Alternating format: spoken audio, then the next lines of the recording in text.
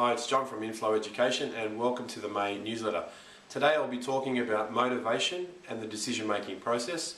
As I've mentioned previously, the top 5 ways that I find motivate students. One is just to be able to put your hand up in class more often, get more involved, feel confident and not be afraid to ask things and answer questions. Number 2 is to get a particular result in an exam. So think of a percentage that you'd love to get in a particular subject and visualize getting that. Number 3 is to have the lifestyle and the money that you'd love, because I find that people who do what they love tend to make more money and have that lifestyle that they really want.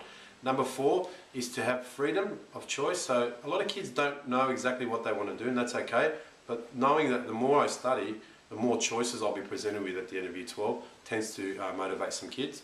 And finally is to be an inspiration. So to be an inspiration in your job, serving other people, or to be an inspiration to your future kids. So being a role model for your children, going, my dad, my mum does exactly what they would love for a living, and they're the living proof of what it takes to do that. Now with all these 5 motivators, I always ask the kids to close their eyes, visualize this actually happening, so they feel the feeling, they see it in their head, a clear picture of what it looks like and what it feels like. The reason I get them to do this is I've learned that the decision-making process in human beings will always follow these steps. It will start with a feeling, followed by an image before a decision is made.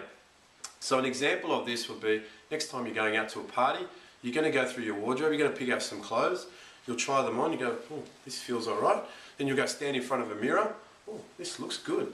So you make a decision to wear it based on the feeling and the picture. If you put on the clothes and it didn't feel quite right, and then you stood in front of the mirror and it didn't look good to you, the image didn't appeal, you'd make a decision though not to wear it. Also, when you start to feel hungry, oh, I'm hungry, what do I feel like? Somebody might suggest the food to you and that image pops into your head and you go, I like that image. So based on the feeling and the image, you make a decision to eat the food. Alternatively, if that picture, somebody suggests a food to you and that picture doesn't look good, you make a decision then not to eat the food. Okay, so it's really important to understand that there is a biological process here. Most people make the mistake, they think they are making decisions to study or not. It's your cells who make your decisions. You are made up of about 70 to 100 trillion cells.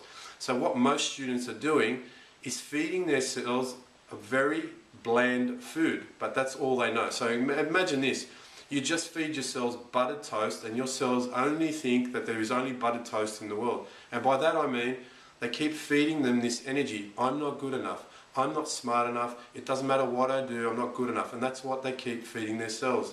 So the cells only think there's buttered toast. So they keep leading the students into situations to feel disappointed in themselves, upset with themselves, because they keep getting fed with that feeling, because they don't realize there's another feeling that could be had. So what I recommend students do is the first thing you do when you wake up, so set a reminder in your phone, 6:30, 7 o'clock, whatever time they get up, and put a daily reminder saying feel the feeling. And all that process involves is to wake up, close your eyes, visualize which one of those motivators resonates with you the most, and they go through that, and they just spend 30 seconds to a minute, once a day at least. Twice a day, if you can do that at night, that'll be great. But if they can do this at least for a minute in the morning, what they're starting to do then is to feed their cells a different food. So all of a sudden the cells are getting this every day. They're going, oh my goodness, I didn't know there was food other than buttered toast. You're giving me this 3-course meal that tastes great. And they start getting addicted to it. And they link this new food or new feeling to this picture in their head associated with the study and what it gets them. And all of a sudden, your kids and the students will find they are just sitting there doing the homework without a struggle, because the cells have literally hijacked the body and said, we are going to make sure we keep getting this food. We are going to make sure you do the study.